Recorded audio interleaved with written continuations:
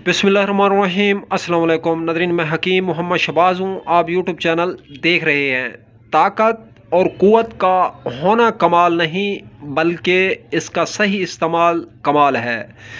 तो नाज़रीन, इस वीडियो में हम आपको बताएंगे जिस जिस्म में ट्यूमर है, रसोलियाँ हैं, गिल्टियाँ हैं, कैंसर है, जिस्म पे दाने हैं, दाग हैं, धब्बे हैं, तो ऐसी कैफियत जो है जिस्म में ट्यूमर ग्रो कर रहा है। कैंसर की जो इब्तदाई हालत होती है, इसमें सबसे पहले जिस्म में जो है गिल्टियाँ बनती हैं, रसोलियाँ बनती हैं, ट्यूमर बनते हैं, उसके बाद जो है कैंसर फैलता है जिस्म में।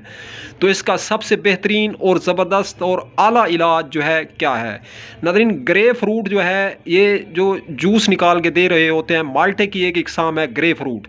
अगर आप लोग जो है ग्रे फ्रूट का एक गिलास सुबह और एक गिलास दोपहर को पीते हैं तो इंशाअल्लाह कैंसर होगा, गिल्टी होगी, रसोली होगी, जिस्म से रिमूव हो जाएगी, डिटॉक्स हो जाएगी।